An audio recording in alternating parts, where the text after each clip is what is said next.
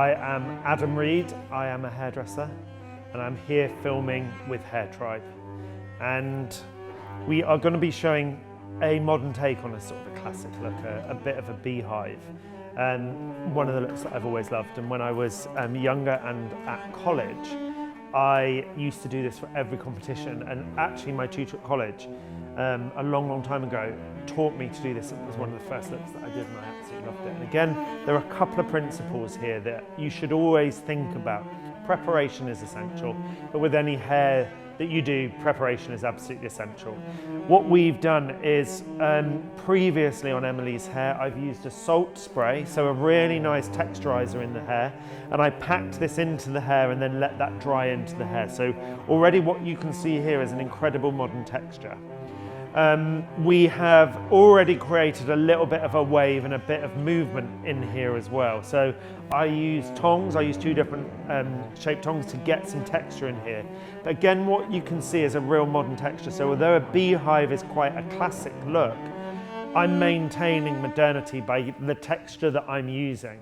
But again, once you've got a principle and you can practice this sort of thing, you can then change the texture. So I would always say that if this is something that you're learning, and I hear it all of the time, that I can't dress hair, I can't do hair up, get your basics, your principles, your practices, get those 100% right, and I can guarantee you'll be able to dress hair anyway.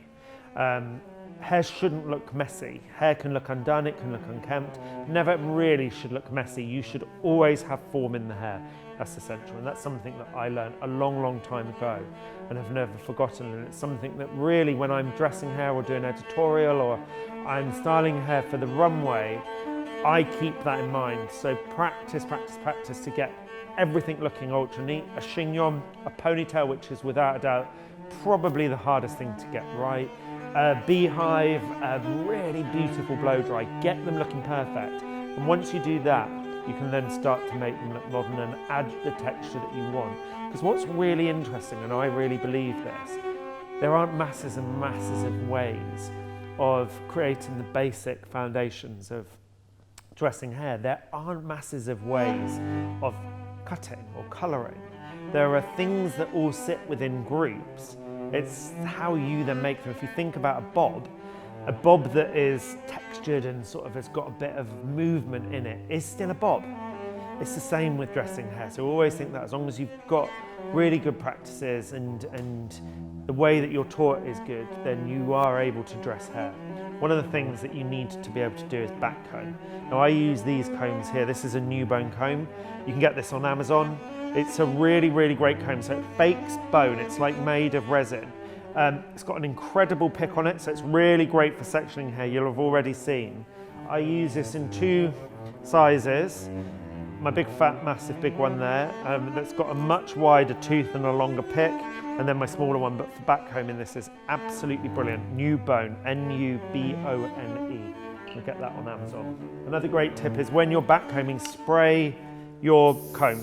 Don't spray the hair, because if you're spraying the hair, you're fixing it. So I always talk about my working products and my finishing products. So your working products are the products that you put in your wet hair to get your foundation in, and then the products that you use when you're working. And again, if I'm working, I'll always spray my fingers and work that in. I say it all the time, and if you've seen any of my other videos with Hair Tribe, you'll see your hands are your most important tool. Never forget that. Again, here, if you're working, spray your product in and get that through. I love a good dry spray. Make sure it's really dry, and when it comes out, it's not sticky on your fingers. That's a good way to test it. And I'll always spray it on and look to see if it's wet, and if it's not, it's good. And then I love a wet working spray. I get this in Italy. It's a L'Oreal professional product, but again, you'll find products that you absolutely love. There is no right or wrong product. It's what you find and what you work with. This is a non-aerosol wet spray, and it's one of the best products you can see. It's ultra fine, ultra mist, and it gives the most incredible finish. There are two holds in this, but I use the Forte. But even with that, when you're working with it, that brushes out of the hair, and that is key when you're working with hairspray. You don't want it to stick the hair and make it hold, unless that's what you're looking for. And I would go for quite wet, direct onto the hair. So take your hairspray, spray that on. You'll see here I've got this great little thing that I've actually had a hairspray sized holster in there fitted. It also, another great thing, I had this made, and what you'll see here, that one's done so it fits my tail comb in, and I think that's genius. Again, it's those little details. A guy makes these for me called Backyard Denim. You'll see it on Instagram if you want something like this.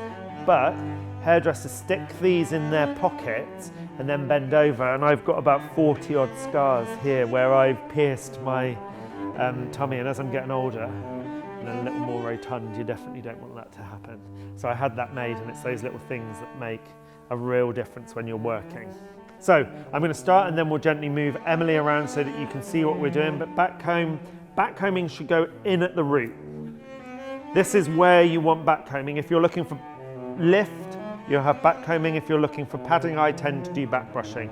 But what you'll see there is that totally holds that hair up, and that's just that panel. If you're looking for height, you need that lift at the root. So think of it like scaffolding. So it's about holding the rest of the hair up. Spray your comb as you're working through. You'll find that a little bit of mist comes onto the hair. That's absolutely fine. And again, if you're using a really good hairspray, the mist will be ultra fine. And if the hairspray is dry, it's not going to make the hair tacky and weigh the hair down. That's where product is absolutely essential.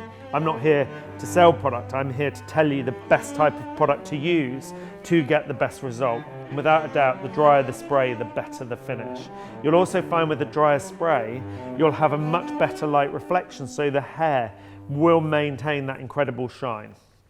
Now, from a reference perspective, I'm thinking the 60s here, but I'm thinking that Saint-Tropez 60s. So think Brigitte Bardot, and think how she had that looseness and that incredible movement in her hair. So by creating this texture into the hair, what we're actually doing is maintaining that real beautiful femininity, and that's absolutely essential. So what I'm doing here is I'm working back down the head, and each section of hair then is falling over the top.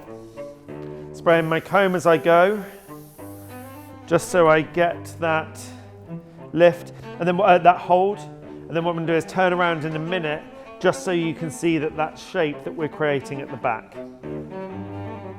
Again, what I've got here, I'm going to talk about my pins and grips, but you will find kit that you absolutely love. And when you find that kit, just stock up. There are places that I go in Paris where I get the most incredible hairpins and grips.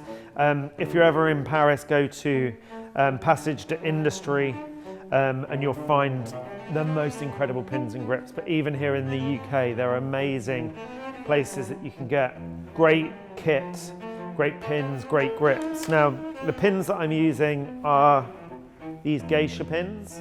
So geisha pin is a really long, firm pin, and I get those from Banbury Postiche.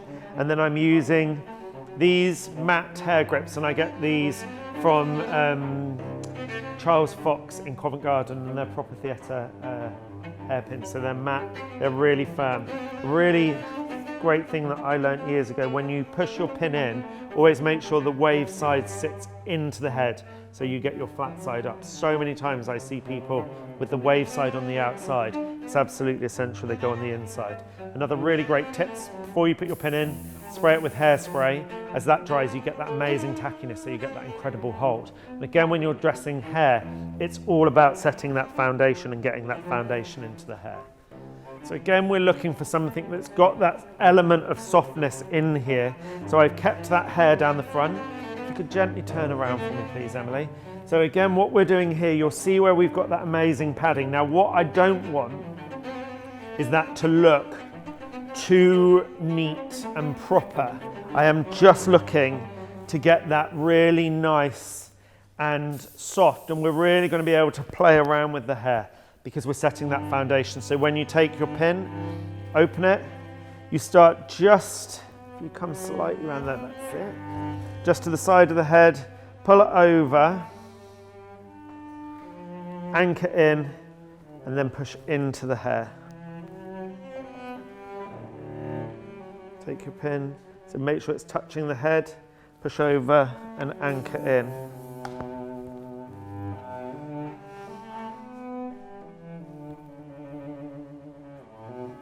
Touch the head, pull over and anchor in.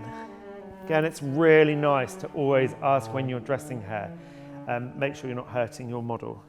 There's nothing worse than having a pin shoved into your head. I'm not hurting mine. So again, a little bit of wet hairspray. So wet non-aerosol hairspray, just misting that through and allowing that to work in. And actually what we'll do, we'll keep it this way because you'll still start to see it. So again, as I said, I want this to aerate up that shape.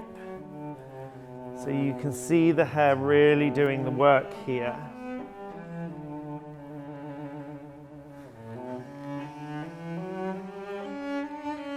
And then I'm going to be using my geisha pins. So on my apron here, I've also got this really good little rubber strip. Spray your pins, and then we're just gently pulling the hair back around.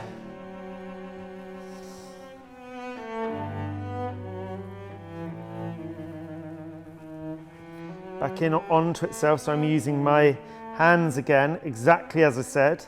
Your hands are your most important tool. So you can see that shape that we're creating in here. Get my pin, hook in, hook back onto itself and catch the grips that you put in underneath, and then push in and up. Are you okay there, Emily? Again, in, back round, in and up.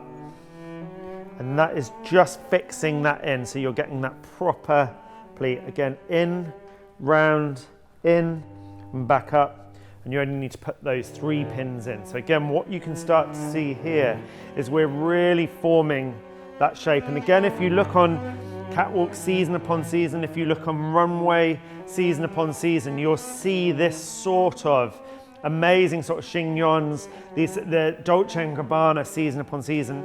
As I was talking earlier, this is taking that inspiration, but this is that real sort of Sicilian inspiration. This isn't necessarily, if you come back round to the front for me, this isn't necessarily your daily sort of wear, but you can really see from a trend perspective how this sort of thing lends itself. So we've gone a little bit more editorial and sort of made it a little bit bigger. But what you can see here is how this translates across. So we're just working that shape. So you'll see this a little neater, a little sharper.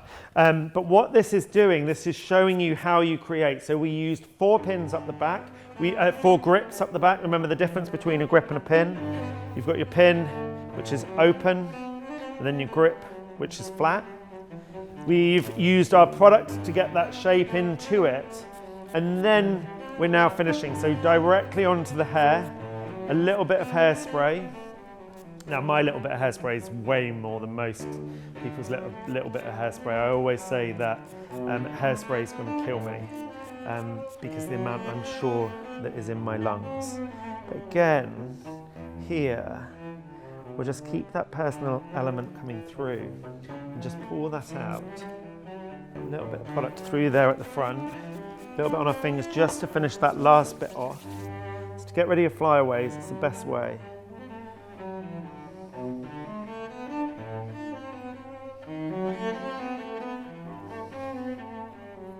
And if you've put that in, you know how you can play with it. So we're gently just pulling that out. I'm just going to come to the front to see that silhouette.